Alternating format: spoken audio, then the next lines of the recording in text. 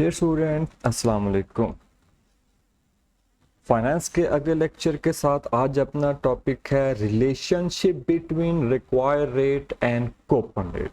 देखें, coupon rate वो rate होता है जिस रेट के अकॉर्डिंग कंपनी अपने बॉन्ड होल्डर्स को इंटरेस्ट पे करती।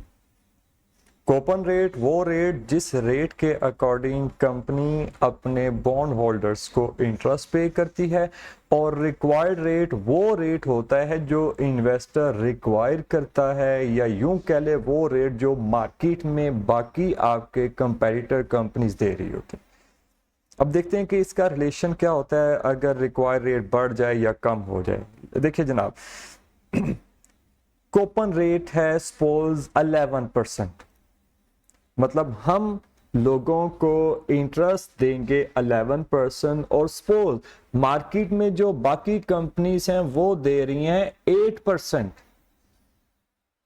अब देखिएगा, हम इंटरेस्ट ज्यादा दे रहे हैं 11%, मार्केट में बाकी कंपनीज इंटरेस्ट कम दे रही हैं 8%। अब अल्टीमेटली लोग किसका बॉन्ड परचेज करेंगे? तो जहां पर इंटरेस्ट ज्यादा होगी लोग तो वहीं जाएंगे, मींस लोग हमारी कंपनी का बॉन्ड परचेज करेंगे जहां पर हम 8% इंटरेस्ट दे रहे हैं और मार्केट का रेट कम है। अगर रिक्वायर्ड रेट कम हो तो पक्की बात है आपकी प्राइस पार वैल्यू से ज्यादा होगी। क्यों? क्योंकि आप इंटरेस्ट ज्यादा दे रहे हो, लोग आपका बॉन्ड परचेज करेंगे। जब आपकी डिमांड बढ़ेगी तो अल्टीमेटली प्राइस ऑफ बॉन्ड बढ़ जाएगी। अच्छा, एक और देखते हैं कि अगर कूपन रेट है 11%, मीन हम 11% इंटरेस्ट दे रहे हैं और मार्केट में बाकी रेट भी 11% ही है, मतलब आप मार्केट के बराबर जा रहे हो, तो ना आपकी डिमांड नॉर्मल से बढ़ेगी ना नॉर्मल से कम होगी, तो आपकी प्राइस भी वही रहेगी जो आपकी पार थी 1000। और लेट्स सपोज अगर मार्केट का रेट बढ़ जाता है, मजीद बढ़कर हो जाता है 15%, तो आपकी प्राइस और कम हो जाएगी, वो हो जाएगी। अब देखो यहां पर रिलेशन देखिएगा कि कूपन तो एक दफा जो फिक्स हो गया हमेशा वो ही रहेगा, क्योंकि ये प्रिंटेड रेट होता है, इसमें चेंज नहीं होता। रिक्वायर्ड रेट चूंकि रेट है मार्केट का, ये कभी कम कभी ज्यादा, कभी कम कभी ज्यादा, कुछ भी हो सकता है, तो यही वेरी करेगा।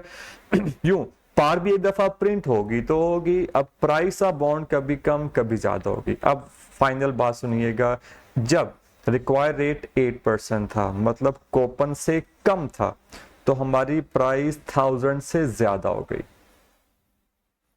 जब रिक्वायर्ड रेट थोड़ा सा बढ़ गया तो हमारी प्राइस थोड़ी सी बढ़ गई, थोड़ी सी कम हो गई। रिक्वायर्ड रेट और बढ़ गया तो हमारी प्राइस और कम होगी। as well as required rate will be increased, price of bond will be decreased। अब जब आपका रिक्वायर्ड रेट कूपन से कम होगा तो आपकी प्राइस देखो पार से बढ़ गई। जब आपका रिक्वायर्ड कूपन के इक्वल हो गया तो आपकी प्राइस भी पार के इक्वल होगी। जब आपका रिक्वायर्ड रेट कूपन से बढ़ गया तो आपकी प्राइस पार से कम होगी, means as well as required rate will be increase, price of bond will be decrease। Okay बच्चों, अल्लाह हाफिज।